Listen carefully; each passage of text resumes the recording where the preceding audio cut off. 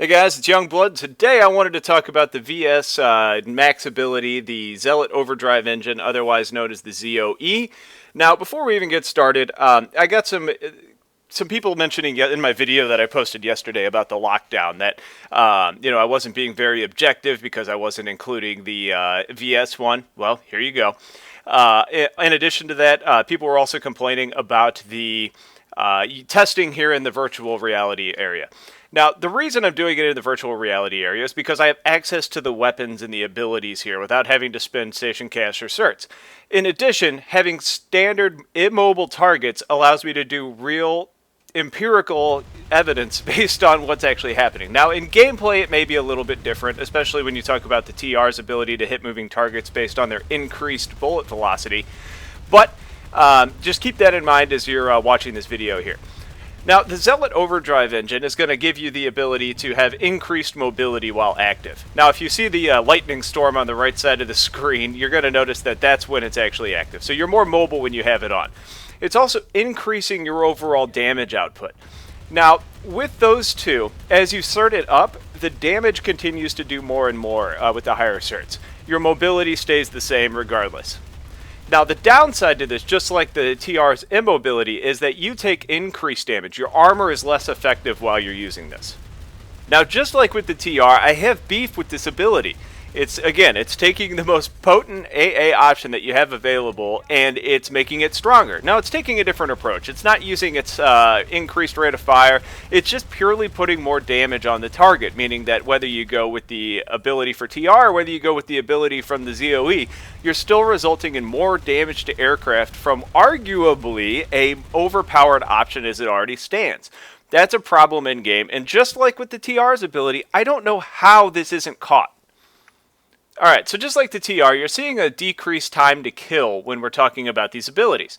The ESF went from about 5 seconds down to about 4, the Lib went from 26 to 18, and the Galaxy went from 39 to 29 seconds. Now, that's still about a 20 to 25% difference, which is very similar to the lockdown. However, for some reason, when we're talking about the Lib, it's closer to a 35 to 40% difference. I tested it several times. It got they're the same result several times, so I don't know what's going on with that. I could probably figure it out if I put some thought to it, but regardless, we're seeing significantly improved efficiency in killing the enemy aircraft with this ability paired with the burster. Now, I want to throw up the TR's numbers here so you can actually kind of compare the two. And you can see both standard loadouts have very similar numbers. So you can see there's a standard deviation there, but it's very small. Whether you're using the lockdown or the ZOE, the numbers are pretty similar for those as well. Still about a 20-25% roughly increase, except for the Lib on the ZOE. Now, overall, the effectiveness seems to be about the same, but let's talk about strengths and weaknesses. Which one is actually better? And by better, I mean which one is probably more overpowered. You've got similar strengths, and they're both going to help you out. I think the weaknesses is what really differentiates these. The weakness for the lockdown is that you're limiting your mobility. So if an ESF flies over you, if they manage to survive your first volley, you're going to have a hard time turning around and killing them based on the time it takes to actually dismount and move on. Now, when you're using the Zealot drive, the reduced armor strength is kind of significant, but you're not necessarily weak, and you can typically still move around because of your increased mobility to help avoid incoming attacks. Because of that, the Zealot Overdrive is actually a bigger problem than the lockdown. Now, they're both issues, and I want to come out and get it on file that I don't think any of these factions should have the abilities be able to be applied to their suits. Even the NC's shield, I don't think should be okay, because I don't want the NC's max unit that's using bursters to be more resistant to the air. They may not be dealing more damage, but I still don't like the idea of them being better against air than they already are.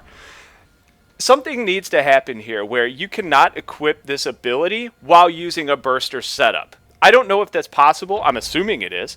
But I think there needs to be a lot of tweaking. And as I'm talking about all this, I think I'm going to kind of come up with my suggestions on fixing the air-to-air versus air-to-ground. Basically the anti-air gameplay. I've got some ideas that I think I'm going to do a video on later. But ultimately, all of these are a problem. Now, I'll be the first one to say, I think these abilities are kind of cool, and I like the fact that they're unique from each other. However, they're not even that practical, specifically the TRs, in using it against anti-infantry or anti-vehicle gameplay. So there's a lot of limiting factors there, but somehow they just magnify the problem when paired with bursters. So I wanted to get that out there. I wanted you to actually see this, and hopefully this idea, this thought can get rallied behind to where maybe these problems can be fixed.